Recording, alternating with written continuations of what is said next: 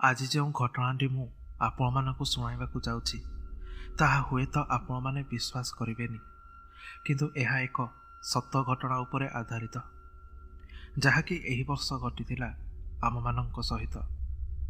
ए भयानक घटना सेतेबेले घटिथिला जेतेबेले मु आउ मो सांग माने एही नुआ वर्ष रे भोजी करबाकू जाइथिलु।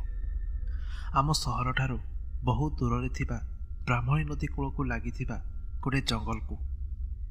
आमे 5 जन सांग थिलु, माने मु, सत्यम, निर्मल, रिंटू आउ सूरज। नुआ वर्षर पूर्व दिन अपराह्न रे भोजीर सबु जिनिसपत्र आउ सामग्री धरी उपयुक्त स्थान रे पहुँची गलु। सेठारे पहुँचीबा परे निर्मल रोषेई कला आउ आमे माने मिसी सेठी खेलाबुला करिलु। रोषेई सरिला बेलको राति आसी 7:30 बाजिगला। आउ 8टा बेले आमे माने भोजी आरंभ कलु। बड़ धूमधाम रे भोजी हैला। भोजी सरू सरू राति 9:30 आसी बाजिगला। नुआ वर्ष हेबाकू आउ किछि घंटा ही बाकी थाए, तेणु आमे माने समय बितेइबा पाई बहुत कथबार्ता हेलु, मजामस्ती करिलु आउ नाच गीत करिबारे लागिलु। एही मजामस्ती आउ नाच गीत करिबारे आमे माने एते हजिगलु जे राति आसी 11:55 केतेले बाजिगला आमे माने जानी पारलु नाही। आउ मात्र 5 मिनिट परे नुआ वर्ष आसिबो, तेणु आमे माने सेइथि पई केक रो व्यवस्था करिलु। नुआ वर्ष आसिला, आमे माने नुआ वर्ष 2022 रो सेलिब्रेट करिलु। एहा परे आम भोजी सरिला, किंतु सेठारु जीवा पूर्वरु मु एहा भाबिली कि सेठाको मु प्रथम करी आसीछि जेतेबेले सेठारे आउ किछि समय रही फोटो उठाइबी, किंतु मो फोनटा एते भल नथिबारु मु सत्यम ठारू फोन नै सेठारु किछि बाट दूरकू जाई निरलारे फोटो उठेबा आरंभ करिदेली। एमिति फोटो उठाई उठाई मु से नदी कूलकू चली आसिली। सेतेबेले से नदी कूलरे मो अपेक्षा आउ कौनसी लोकर चिन्हवर्ण सुधा न थाए। मु सेठारे एकुटिया सेमिति फोटो उठाउथाए। एमिति किछि समय ही बीतीछि कि हठात से नदी कूलटा जेपरी सेफाली फूलर बास्नारे भासी उठिला। भाविली सेठी आखपाखरे कौनसी सेफाली फूलर गछ अछि बोधे, तेणु मु सेथिरे बेसी ध्यान देली नाही। मु मो फोन रे पुणी थरे फोटो उठेबारे व्यस्त हो गली। एमिति किछि समय ही बीती जाइछि कि हठात मते यह अनुभव हैला कि मो ठारो किछि बाट आगरे से नदीर पानी उपरे किछि गोटे धुआलिया धुआलिया देखा जाउछि।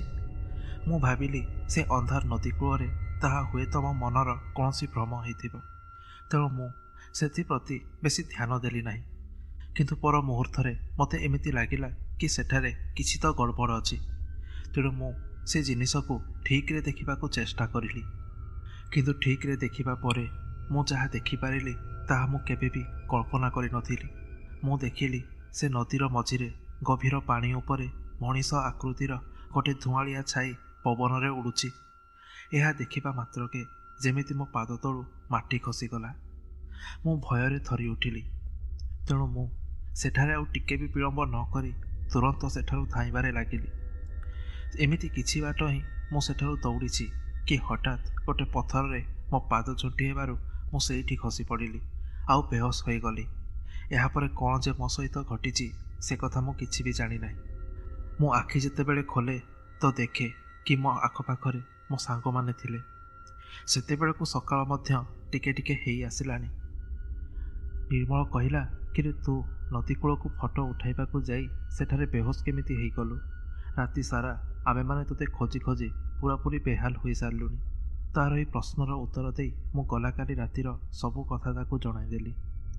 ए कथा शुणिबा परे सत्यम कहिला एते रातिरे से नदी कूलकू जीवाटा मते उचित नथिला, कारण गला रातिरे से सुनसान नदी कूलरे हुए तो कौनसी अलौकिक शक्ति उपस्थित थिला जहार सम्मुखीन मते हेबाकू पड़िला।